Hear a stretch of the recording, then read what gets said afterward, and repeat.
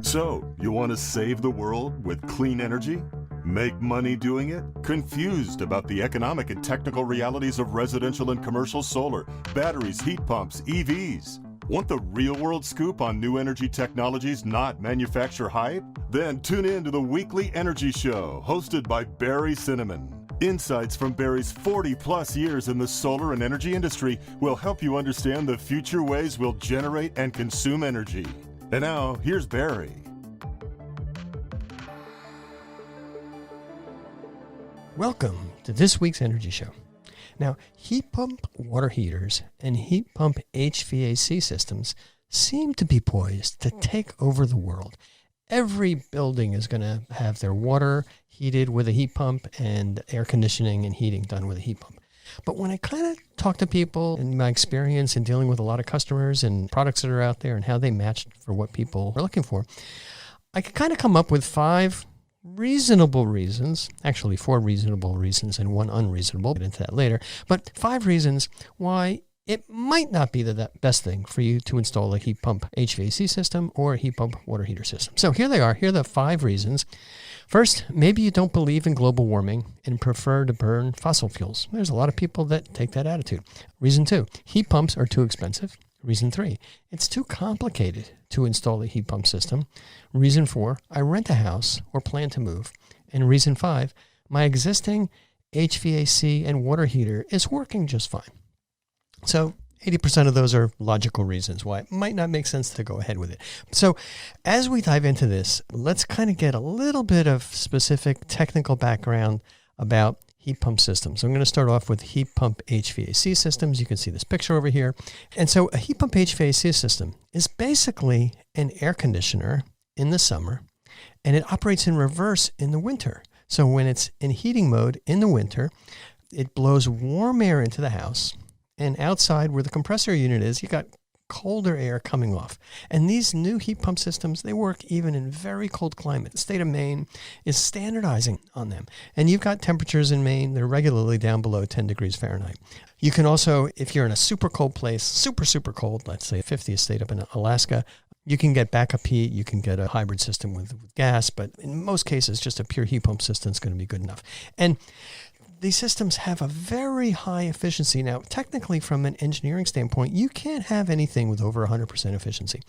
But the basic concept, the efficiency of a heat pump HVAC or a heat pump water heater is between 300 and 400%. Some of them are even higher. And the reason why you can get over the 100% efficiency level is it's pulling warmth. It's pulling warmth out of this cold air. So the air may be 40 degrees outside and you're pulling heat out of that. The vent from the heat pump system might be 30 degree air. So you're actually cooling the air on the outside and you're taking that heat and moving it inside. So with these heat pump systems, heat pump HVAC systems, there's basically 2 fundamental designs. You can use the existing ductwork in the house, or you can use what are called mini splits. So instead of having ductwork going to each vent, they're little split HVAC units that have hot and cold refrigerant lines and a power line, and they are actually going to blow hot or cold air depending on what's needed at the time. So you may go to hotels, they do additions onto the house, and they'll put these mini splits in. They'll either go flush mounted in the ceiling, they look like just a regular vent, or they can go up in the corner of the ceiling and the wall, and you'll see these little rectangular things, and they're just going to blow hot air in the winter and cold air in the summer.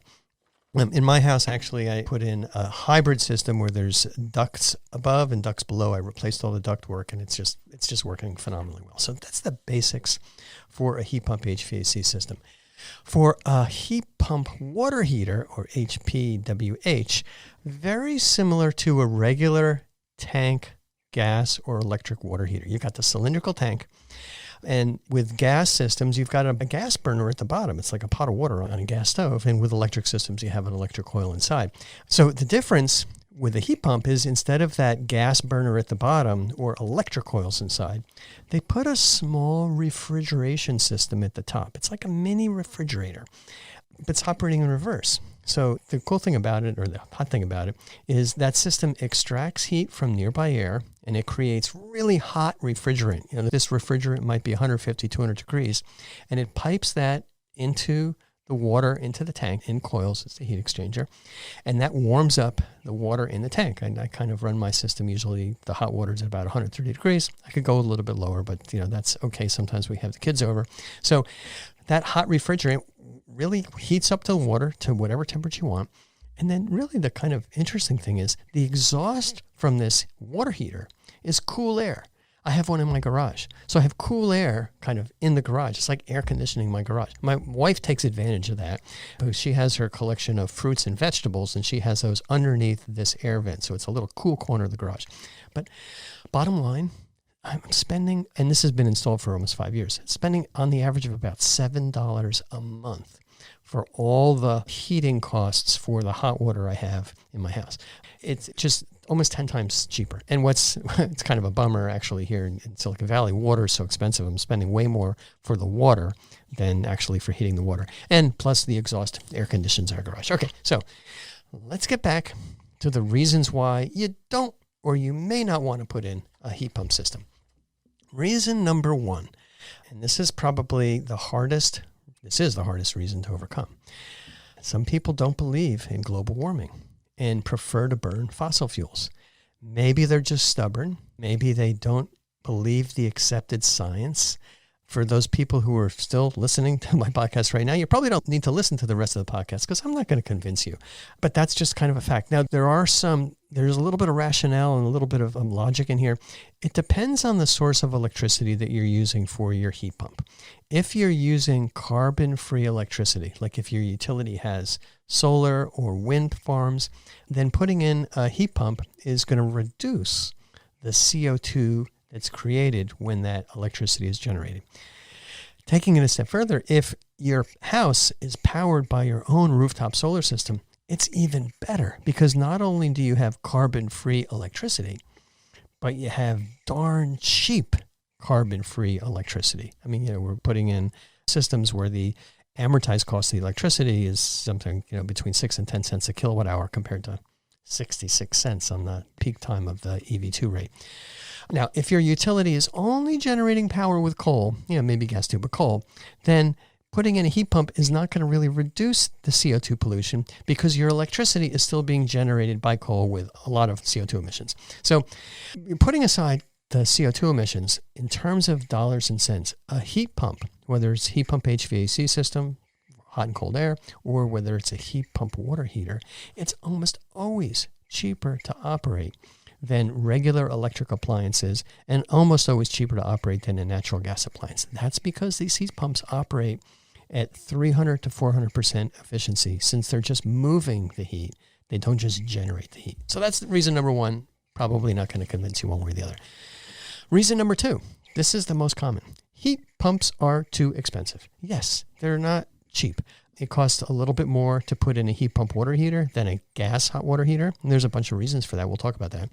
And it costs a little bit more to put in a heat pump HVAC system than just a regular gas furnace or a gas furnace and an air conditioner. Now, if you were to have to replace both the air conditioner and the gas furnace at the same time, I'm pretty sure the heat pump HVAC system is cheaper.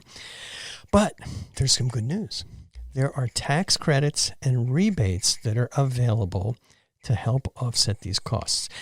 Our favorite are tax credits. And for example, in the IRA, there's a $2,000 tax credit if you install a heat pump HVAC system and if you install a heat pump water heater. These tax credits are easy and they're automatic. It's just great. No hassles. You just say to your accountant, this is what we're doing. Boom. You can get those very, very simply. So we love tax credits. As you know, the solar industry and the battery industry has really been fueled to a very large degree by 30% tax credits. And on commercial systems, you also get accelerated depreciation. Tax credits and depreciation, pretty easy. Really no paperwork other than, what has to get done for your taxes. And there's just forms for that. And your accountant can handle that pretty easily. Or, if you're using QuickBooks or any of the TurboTax products, it's all pretty straightforward. Now, in addition to the tax credits, there's a lot of good news, not reality yet, but there's been a lot of good news about rebates that are part of the IRA. So in the Inflation Reduction Act, there's an $8,000 rebate if you install a heat pump HVAC system, and a $1,750 rebate if you install a heat pump water heater system. So in addition to tax credits, you get another $8,000 for HVAC and $1,750 for a water heater. The challenge is these rebates flow from the federal government to the Department of Energy to the state energy offices. So it's not being administered federally. Every single state has to kind of create their own rebate programs and get the money from the DOE, which is where the IRA is funding that money. So the reality is most state energy offices, and certainly the case here in California, they still haven't disclosed their rebate process. They haven't opened this great $8,000 HVAC rebate to the general public. Nobody can get it yet. And it's kind of, I think for some people, it's stalling their installations, but I don't think it really should stall the installations, and I'll tell you why. But these processes are going to be different in every single state. They call them by different names. It's super confusing. So, here we are in California. We're going to know what the deal is in California, but if we were to open up an office, which we're not going to do, in Nevada or Arizona or back in New York or New Jersey or Connecticut, where I used to also work, we would have to really do all these calculations with the nomenclature separately for every state. What a nightmare. It's not standardized. And that's why the tax credits are so easy. There's like no friction with a tax credit. But with these rebates, because we've done a lot of solar installations with rebates going back to 2001, super complicated. There's usually special equipment that's required. So there's a list of equipment that you can use, and there may be the latest and greatest heat pump water heater or heat pump won't be on that list because it hasn't made to the list yet, and then you can't use it. Or if you're installing something old and the construction gets delayed, you may not be able to get the unit for which you applied the rebate, and then you're going to have a problem. So the equipment requirements are not always optimal. But then there's other paperwork involved. So in order for these state rebate programs to make sure that you installed what you said you were going to install when you applied for the rebate, they're almost always going to require a building permit and one or more building inspections, depending on the complexity of the installation. So the filing for and receiving these rebates, it adds a lot of costs. Now, it may not seem that significant to the homeowner, but the contractors are pulling out their hair. You just have separate people that are just doing rebate paperwork and fixing it and doing the pre-application, getting the confirmation of the application, sending in the building permit to collect the check, and then sending that check to the customer. It's complicated. And sometimes it's not worth it. So I'll give you an example. Here in California, there's a $1,750 heat pump water heater rebate. But when we go through the requirements to get that in terms of a building permit, inspections, additional equipment that the local building department may require, it may take another $2,500 of extra work and extra paperwork. We've got to have some pretty capable people to do this. And so you're spending $2,500 to save $1,750. It's a losing proposition. You're better off just skipping the rebate. And that same thing happened in California when the solar rebates got so low. They weren't de minimis. And when the energy storage rebates got low, down to $1,000 or $2,000, it's like, it's not worth going through the brain damage of all this paperwork just to get that, because it's going to just take more administrative costs and hassles. And then finally, one of the limitations of the IRA rebates, and I love the concept of the IRA, but where the rubber meets the road, it's just a little complicated. In order to qualify for these rebates, and the big one is the $8,000 HVAC rebate, homeowners have to have an adjusted gross income that's less than 150% of the local median gross income. And here in expensive Silicon Valley, that means that you have to have an income of less than $250,000 a year. That's a lot of money, but it's just expensive to be here. And there's a lot of our customers, I'd say, unless you're retired or living in a relatively small house, you probably will not qualify for these rebates. So it's kind of tricky. Now, that's the other reason why tax credits are so good. There's no limitation on tax credits. So it's easy and automatic to get those $2,000 tax credits for heat pump HVAC and heat pump water heaters and other energy items. Okay, now, coming back to heat pumps being expensive, you got tax credits that are no-brainers to get. You've got rebates that may or may not make sense. But there's a lot of loan programs that can cover all of the remaining costs. You can borrow money from a credit union, a second mortgage. There's also things called property assessed clean energy or PACE programs. And all of these programs have pretty good interest rates. Right now it's probably 5% or so, maybe a little bit less. So they're pretty good. There will be government loans, and a lot of these government loan programs also apply for middle and low income customers. And then there's private companies that offer loans and leases too. So there's an abundance of financing options to cover these other heat pump expenses. And it's basically the same way that the solar industry has evolved. There's companies that kind of step in and say, hey, we may not be installers, but we're darn good financiers. And then they'll work with installers. And a lot of the good installers out there know who to partner with to get these good financing programs. Okay, reason number 3. It's too darn complicated to install a heat pump water heater or heat pump HVAC system. Sometimes these systems are just like for like. Just go into the garage, take out that old gas tank, put in the new heat pump water heater, or take out that old gas furnace, which is easily accessible, and take out that old air conditioner, which is just sitting on the side of the house, and replace that equipment and go. Sometimes it's really easy, but sometimes it's complicated. And complicated basically means it's just going to be a little bit more expensive than a really simple installation. So let's kind of break it down both for heat pump water heaters, and then we'll talk about HVAC. So not every single family residence is okay for a heat pump water heater retrofit installation. So you may say, hey, I've got an existing tankless water heater. And that's been pretty popular, especially for compact homes. Sometimes really big homes have those because they want to put 2 or 3 water heaters in. For townhouses, they have a tankless water heater. It's a rectangular box that sits on the side of the house, or it goes, in a utility room somewhere. And it doesn't take up much space. But unfortunately, in the locations where those tankless water heaters are, there's not enough room to put in a tank. These tanks are typically 24 inches wide. They may be 3 or 4 feet high, and there's just no room. They use the tankless water heaters to save space. And if you want to put in a heat pump water heater, you're going to need more space. So if you have a tankless water heater, it's generally pretty tough to put in a heat pump water heater. There are some companies and contractors that have installed these heat pump water heaters outdoors, but I would generally be very careful about making sure you're doing that, because there are high and low temperature limitations that these heat pump water heaters have that you have to make sure that you're not exceeding. So basically, if you have an existing tankless water heater, you really want to work with a heat pump contractor that knows it's not going to try and sell you something that's going to be kind of clunky and not going to work out really well. So now let's talk about heat pump heating systems. The most common heating systems and the ones that are easiest are the systems that use existing ductwork. But there are a lot of homes that are using what's called hydronic floor heating. They basically have pipes in the floor. It makes a nice, cozy, warm floor. So you have to heat a lot of hot water. That's kind of a little bit of a newer generation of heat pump. There are heat pumps that basically will heat this water like a heat pump water heater, but it's heating a lot of water at a lower temperature that's ideally used for heating the home or heating the floors. That's an air-to-water heat pump, and they exist. They're a little bit newer, not as popular yet. And there are also companies that are starting to sell ground-coupled heat pump systems. And those, when ground-coupled, basically means you've got these heat exchanger pipes that are buried 3 or 4 or 5 feet underground outdoors, where the temperature of the ground is usually pretty stable. It's around 55 degrees.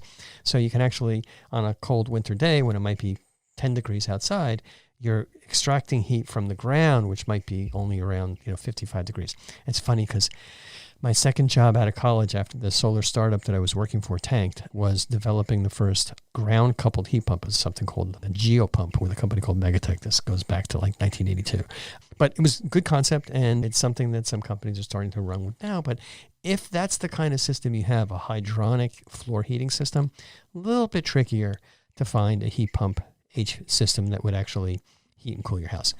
Now, with the more standard heat pump HVAC systems, which usually are replacing ductwork, if you're putting in a brand new high-efficiency heat pump HVAC system and you have a 50 or 60-year-old house, which was the case that I had, it's kind of pointless to put in a super efficient system and then you have 50-year-old leaky ducts. So you want to make sure you're working with a contractor that's going to inspect the ducts and make sure that they're going to be sealed and well insulated before you go ahead. And there will be an extra cost if you have to replace some of that ductwork.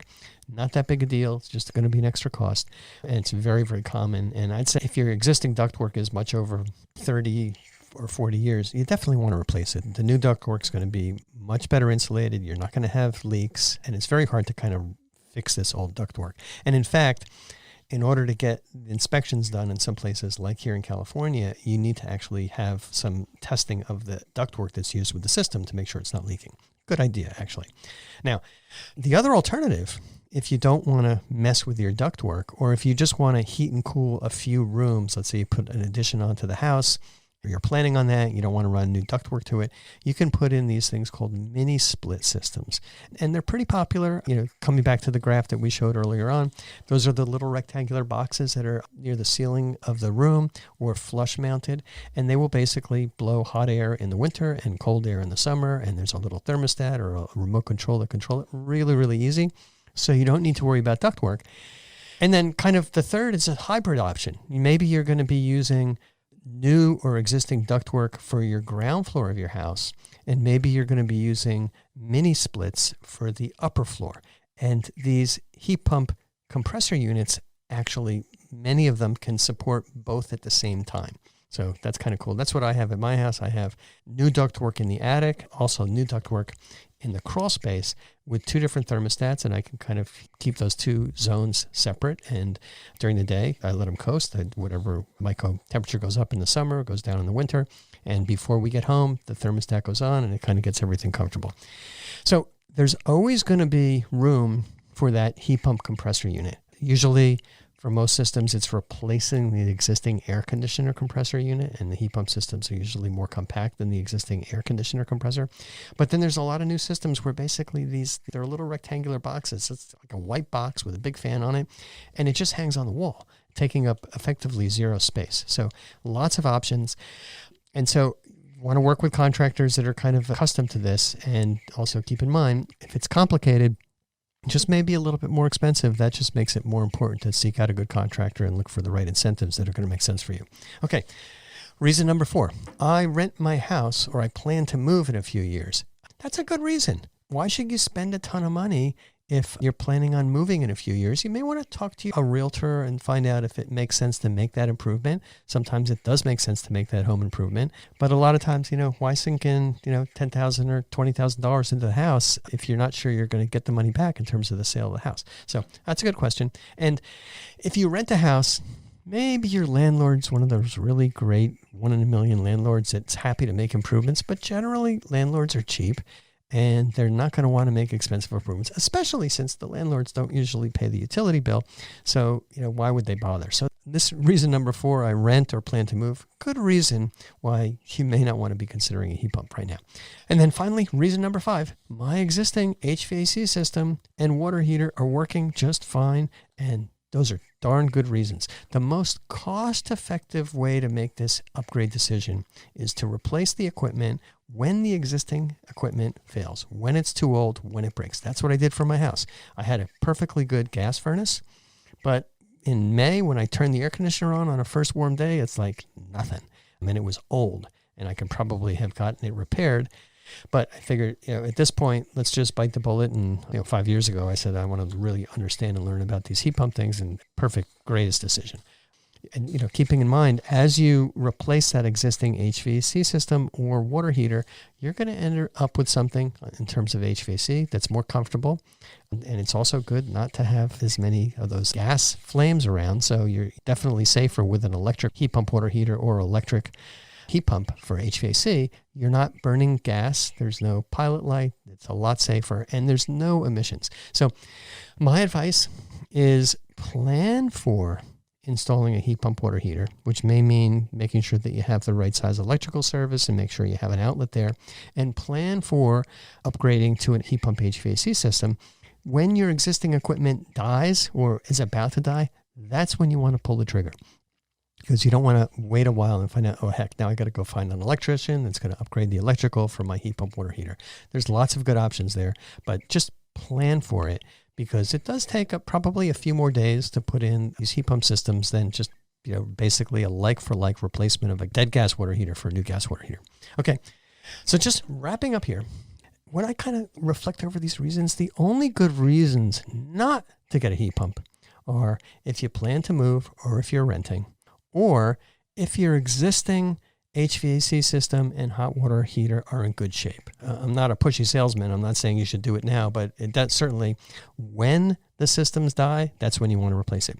With the tax credits, with the rebates, and with the loans, almost all heat pump systems are affordable, and they don't cost that much more, if at all, compared to inefficient gas or plain electric systems, and you're going to save money because they operate much more efficiently, and they're certainly better in terms of safety and comfort. Now, if you don't believe in heat pumps, if you don't believe in global warming, if you want to burn as much gas as you want, I'm not going to try and change your mind if you don't believe the science, but you're missing out on a new generation of appliances that are going to save you money, be safer, and be better for your indoor air quality. All right, that's all the time we have on this week's Energy Show. Thanks to all of our listeners for tuning in. And if you missed any of today's show, you can go to the Energy Show website at energyshow.biz, B-I-Z, and listen to the podcasts.